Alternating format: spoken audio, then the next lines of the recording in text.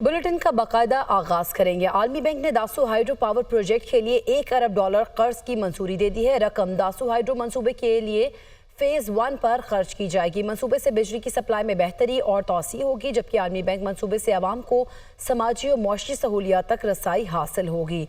आपको बताएं कि आलमी बैंक ने दासू हाइड्रो पावर प्रोजेक्ट के लिए $1 अरब कर्ज की मंजूरी दे दी है। रकम दासू हाइड्रो मंसूबे के फेज 1 पर खर्च की जाएगी और आलमी बैंक के मुताबिक मंसूबे से बिजली की सप्लाई में बेहतरी और तोसी होगी, जबकि मंसूबे से आवाम को समाजी और मुआशी सहूलियात तक रसाई भी हासिल होगी।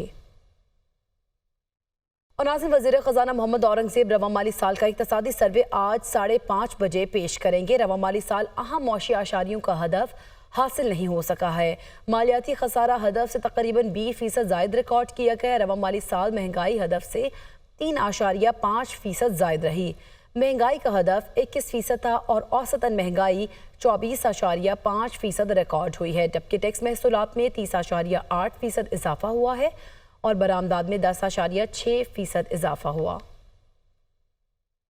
रवां माली साल अहम मुआशी इशारियों का हदफ हासिल न हो सका। जीडीपी ग्रोथ, महंगाई और मालियाती खसारे के अहदाफ हासिल करने में नाकामी। रवां माली साल के दौरान सरमायाकारी लाने का हदफ भी हासिल न किया जा सका। जीडीपी का मजमूई हुजम 1,06,045 अरब रुपए रिकॉर्ड। दुनिया न्यूज ने माली साल 2023-24 के इक्तिसादी सर्वे की तफसीलात हासिल कर ली। दस्तावेज के मुताबिक रवां माली साल मालियाती खसारा हदफ से तकरीबन 20% ज्यादा, महंगाई हदफ से 3.5% ज्यादा रिकॉर्ड हुई। महंगाई का हदफ 21% था, जबकि औसतन महंगाई 24.5% रिकॉर्ड हुई। जुलाई से अप्रैल के दौरान कपास की पैदावार का हदफ हासिल न हो सका। कपास की पैदावार का हदफ 12.8 मिलियन गांठ की निस्बत 10.4 मिलियन गांठ रही। रवां माली साल FBR टैक्स महसूलात में 30.8% और बरामदात में 10.6% इजाफा हुआ, जबकि दरामदात में 2.4% कमी हुई। बैरूनी सरमायाकारी 8.1% इजाफे के साथ $1.45 अरब से जायद रही। रवां माली साल डॉलर स्मगलिंग कंट्रोल करने के इकदाम किए गए,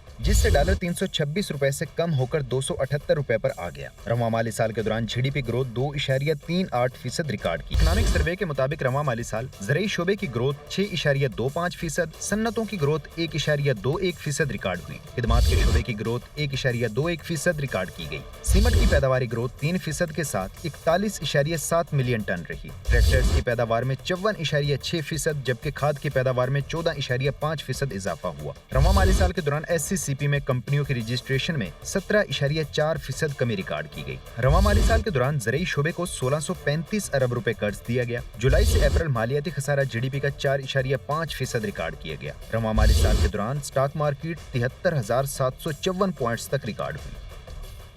और नाज़रीन, वज़ीर आज़म शहबाज शरीफ ने वफाकी काबीना का इजलास आज तलब कर लिया है। वज़ीर आज़म दौरा चीन पर काबीना अराकीन को एतमाद में लेंगे, जबकि इजलास में आइंदा माली साल के बजट के उमूर भी ज़ेर गौर आएंगे। इसी पर बात करेंगे। यासिर मलिक हमारे साथ मौजूद हैं। यासिर, इजलास के एजेंडे बारे आगाह कीजिएगा।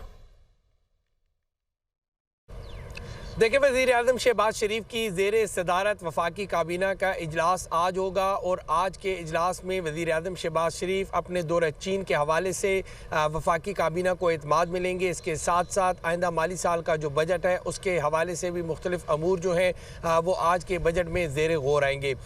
एक तो वज़ीर आज़म शहबाज शरीफ का जो दौरा चीन था उसमें जो मुख्तलिफ MOU साइन हुए हैं और जो मुख्तलिफ प्रोजेक्ट हैं उनके हवाले से भी गाइडलाइन जो है वज़ीर आज़म शहबाज शरीफ आज मुतलका जो गुज़रा हैं उनको देंगे और जल्द चाइना के साथ जो भी यादाश्त हैं या जो भी MOU हैं जिनके ऊपर दस्तखत हुए हैं या जो नए प्रोजेक्ट हैं उनके हवाले से भी एक गाइडलाइन जो है वो आज वज़ीर आज़म शहबाज शरीफ काबीना में वज़रा को देंगे। इसके साथ साथ ECC के फ़ैसलों की तौसीक जो है वो भी आज के इजलास में ली जाएगी और वज़ीर आज़म शहबाज शरीफ की ज़ेर सदारत वफाकी काबीना का इजलास अब से कुछ ही देर में होगा और ये इजलास वज़ीर आज़म हाउस में होगा। तमाम वज़रा को जो है वो आज के इस इजलास में मदऊ किया गया है। इसके साथ साथ आज का इजलास इस लिए भी इंतहाई अहमियत का हामिल है कि आज के इजलास कुछ देर बाद शुरू हो जाएगा। यासिर मलिक आप आगाह कर रहे थे, आपका शुक्रिया। हाई कोर्ट से खबर है, पंजाब हतक इज़्ज़त एक्ट 2024 के खिलाफ दरख्वास्त पर समाअत अदालत ने हतक इज़्ज़त कानून के 3 सेक्शन पर अमल दरामद पिटीशन के फैसले से मशरूत कर दिया है। हतक इज़्ज़त कानून के सेक्शन 3, सेक्शन 5 और सेक्शन 8 के खिलाफ फ़रीक़ैन को नोटिस जारी कर दी गए हैं। हुकूमत पंजाब समेत दीगर फ़रीक़ैन को नोटिस भी जारी किए गए हैं और जवाब तलब कर लिया गया है। ایڈوکیٹ جنرل پنجاب اور اٹارنی جنرل بھی معاونت کے لیے طلب کر لیے گئے ہیں، جبکہ جسٹس امجد رفیق نے درخواست پر سماعت کی ہے۔ ٹرائبیونل حکومت کے حکم پر چلتے ہیں، عدلیہ کے حکم پر نہیں۔ جسٹس امجد رفیق کی جانب سے ریمارک سامنے آئے ہیں۔ یہ قانون کیسے آزادی اظہار اور بنیادی حقوق کے خلاف ہے؟ ایکٹ کے مطابق بغیر کسی ثبوت آپ کیسز کی کارروائی شروع کر سکتے ہیں۔ ایکٹ کے مطابق کیس کے فیصلے سے پہلے ہی ملزم 30 لاکھ جرمانہ ادا کرے گا۔ وکیل درخواست گزار کی جانب سے یہ کہا گیا ہے۔ اور ناظرین، کراچی میں انٹرمیڈیٹ بورڈ کے تحت ہونے والا 12ویں جماعت کا فزکس کا پیپر بھی آؤٹ ہو گیا ہے۔ 12ویں جماعت کا فزکس کا پیپر سوشل میڈیا پر وائرل۔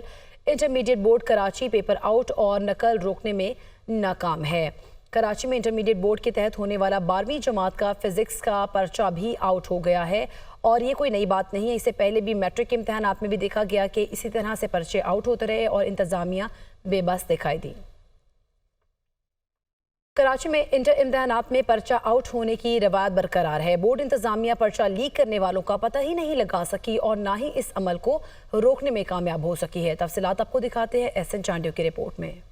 کراچی میں بورڈ کے سالانہ امتحانات مذاق بن گئے۔ انتظامیہ پیپر آؤٹ ہونے سے روکنے میں مکمل ناکام۔ گزشتہ ماہ میٹرک امتحانات کا آغاز ہوتے ہی روزانہ پرچہ آؤٹ ہوتے رہے اور اب انٹرمیڈیٹ امتحانات میں بھی پرچہ آؤٹ ہونے کا سلسلہ جاری ہے۔ روزانہ پیپر شروع ہونے سے 30 سے 40 منٹ قبل پرچہ سوشل میڈیا پر وائرل ہو جاتا ہے۔ 1 جون کو 12ویں جماعت کا انگریزی کا پرچہ آؤٹ ہوا، دوسرا پرچہ 3 جون کو 11ویں جماعت کا کیمسٹری، تیسرا پرچہ 4 جون میتھمیٹکس فرسٹ ایئر، 5 جون کو چوتھا پرچہ میتھمیٹکس سیکنڈ ایئر، 6 جون کو کیمسٹری فرسٹ ایئر فیلیئرز کا پرچہ آؤٹ ہوا، جبکہ 7 جون کو سیکنڈ ایئر زولوجی کا پرچہ بھی امتحانی وقت سے 30 منٹ قبل آؤٹ ہو گیا۔ چیئرمین انٹرمیڈیٹ بورڈ ڈاکٹر نسیم ایمن کا امتحانات سے قبل میڈیا بریفنگ میں کہنا تھا کہ اس بار امتحانات میں زیادہ سختی ہوگی۔ پرچے میں بار کوڈ لگایا گیا ہے جس سے اگر پرچہ آؤٹ ہوا تو اس کی نشاندہی ہو جائے گی۔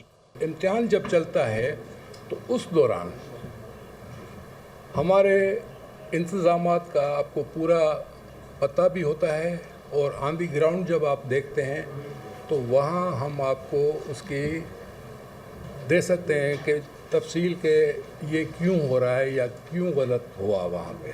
بورڈ انتظامیہ تاحال پرچہ آؤٹ کرنے والوں کا پتہ نہیں لگا سکی۔ روزانہ پرچہ امتحانی وقت سے قبل آؤٹ ہونا روایت بن چکا ہے، لیکن بورڈ انتظامیہ اس عمل کو روکنے میں مکمل ناکام ہے۔ چیئرمین انٹر بورڈ کا موقف ہے کہ انٹر بورڈ قانون نافذ کرنے والا ادارہ نہیں، پرچہ آؤٹ ہونے سے کیسے روکیں یہ ہمارا کام نہیں۔ میٹرک بورڈ کے چیئرمین شرف علی شاہ نے بھی اپنی غلطی تسلیم کرنے کے بجائے یہ کہہ کر جان چھڑا لی تھی کہ 30 منٹ قبل پرچہ آؤٹ ہونا گھبرانے والی بات نہیں، جس بچے نے پورے سال کچھ نہیں کیا وہ 30 منٹ پہلے کیا کر لے گا۔